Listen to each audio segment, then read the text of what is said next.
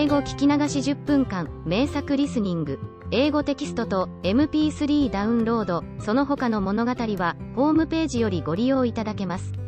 88thpp.com 88thpp.com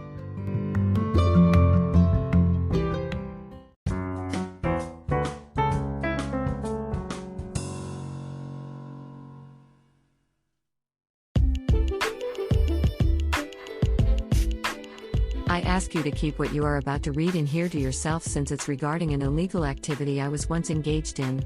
Until I was about 16 years old, my parents, my younger sister and I had visited my grandparents' home every year during the New Year's.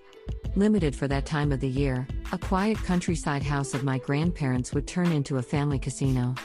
It consisted of 3 different areas. In the card game area, which was the living room, a card game called Kabu that is similar to blackjack would be played. In the coin game area, which was my grandparents' room, would be for a game called Mortar Roller. And the break area, which was the dining room, would be for those who didn't like gambling or who needed food and drink. It would be open for 24 hours but only the family members could play. The coin game was organized by my grandmother. She set up a huge china mortar for sesame on the tatami floor and the players would sit around it on the floor. They would take turns and roll a 10-yen coin, which is worth about 10 cents, inside the mortar. The coin rolled along the side of the round mortar, descending gradually toward the bottom. If it landed on other coins at the bottom, the player could get them. Although the game was simple, we would be absorbed in playing and our heads and eyes were rolling with a coin above the mortar. My cousin was good at it with her own devised technique to throw in a coin. I would also win snugly with my fixation on money. Beside the excited circle, my grandfather and my father, who were not interested in gambling, would talk over Japanese tea that my grandfather would make. My grandmother would start fretting after midnight and tell us to be quiet because she had believed that the military policemen could bust in with bayonets. We laughed at her anachronism while seeing her try to mute the mortar and still live the World War II era. She upgraded the mortar one year by putting a round piece of cardboard near the bottom. The mortar's floor was raised and became wider and flatter so that it was harder to make the coin lie on top of the other. More coins to take would be left at the bottom and the game got more exciting. Those were such fond memories, and I can still hear the sound of a rolling coin inside a mortar during New Year's. Later on, the joyful grandparents' house was burned down by my grandmother's carelessness with a candle. It's gone forever.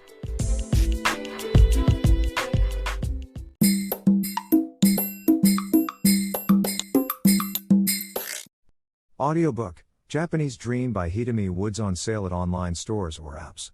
Apple, Audible, Google Play, Nook Audiobooks, 43 available distributors in total.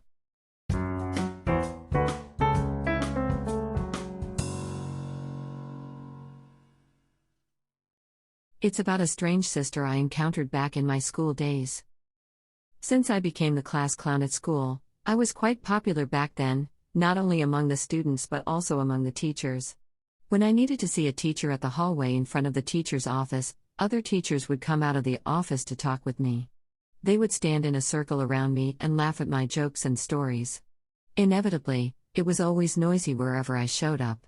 The vice principal was a stern, rigid teacher called Sister Marie Stella. She was the oldest sister at school and dressed in a traditional, old-fashioned Catholic gown. She was strict to students and teachers alike. Everybody tried to keep away from her because she always reproved someone for something. She would appear wherever people were buzzing, to shut them up. She had recognized that I was often a seismic center of the buzz and given me a look of you again. Every time the teachers were cracking up with me in front of the teacher's office, she poked her long-veiled head out of the office. That was a signal for the end of the show. Teachers would disperse quickly while I stopped talking. Sometimes we failed to notice her and she stood behind the circle listening to me. The moment someone spotted her, they would walk away. In those cases, she would ask me what I was talking about. I would apologize and leave. And one thought occurred to me. She didn't come out to reprove us. She might want to join us.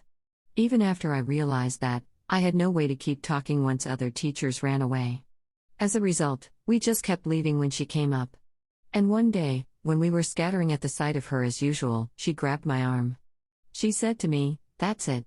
You hate me, don't you? I know you hate me. I know, because I hate you too. Over her shoulder was a statue of the Virgin Mary with a plaque saying love and humanity. It was the most inconsistent scene I had ever experienced. Months later, there came a general school cleaning day. I was unlucky enough to be assigned to the school cafeteria, of which Sister Mari's Stella took charge. As if she got a golden opportunity, she made a slave of me. She chose the dirtiest floor just for me and made me crawl to clean up thoroughly, yelling not enough. Do it over. Repeatedly. I felt her revenge so strongly. Given the hatred and now the revenge, I deepened the mystery of Catholic sisters.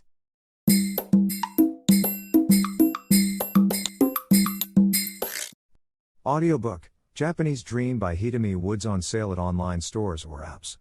Apple, Audible, Google Play, Nook Audiobooks, 43 available distributors in total.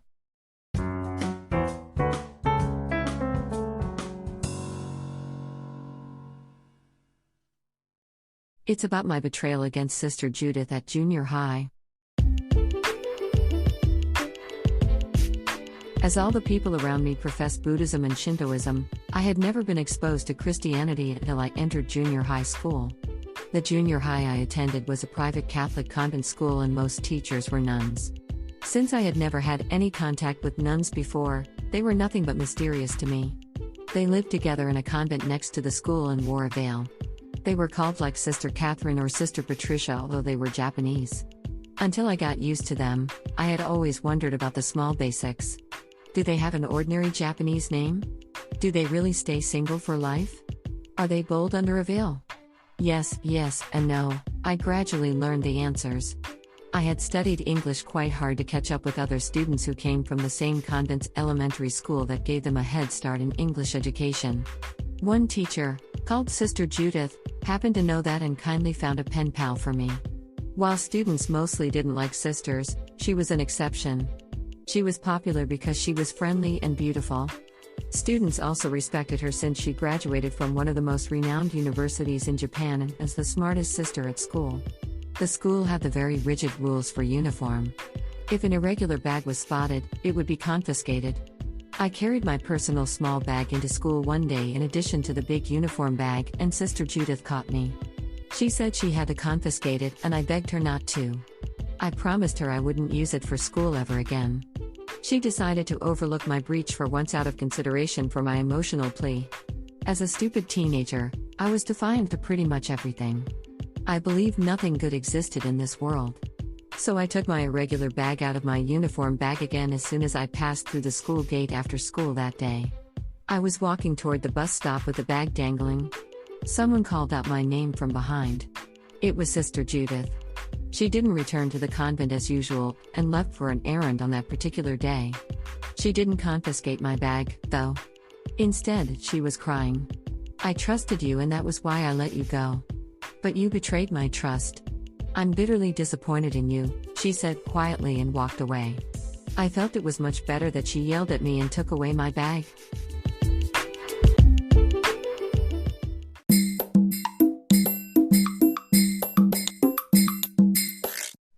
Audiobook, Japanese Dream by Hitomi Woods on sale at online stores or apps. Apple, Audible, Google Play, Nook Audiobooks, 43 available distributors in total.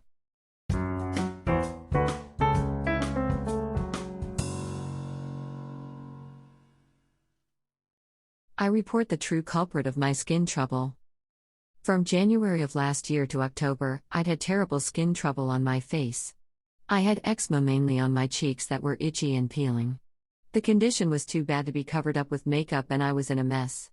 Since I'd never had that kind of problem before, I couldn't figure out the cause.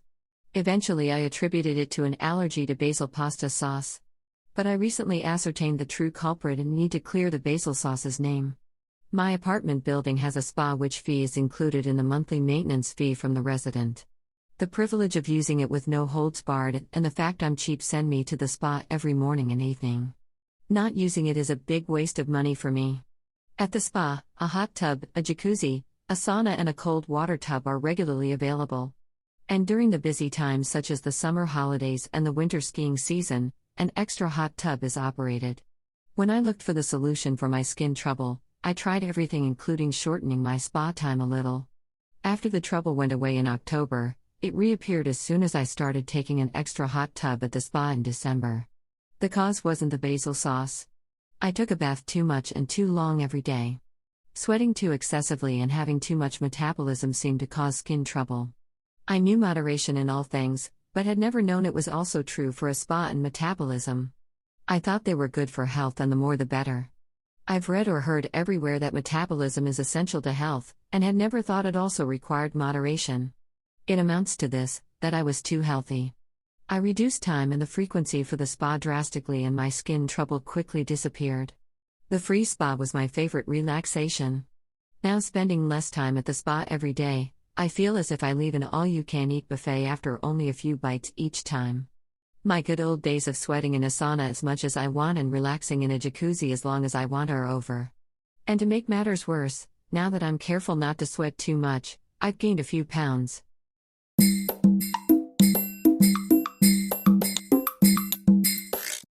Audiobook, Japanese Dream by Hitomi Woods on sale at online stores or apps. Apple, Audible, Google Play, Nook Audiobooks, 43 available distributors in total.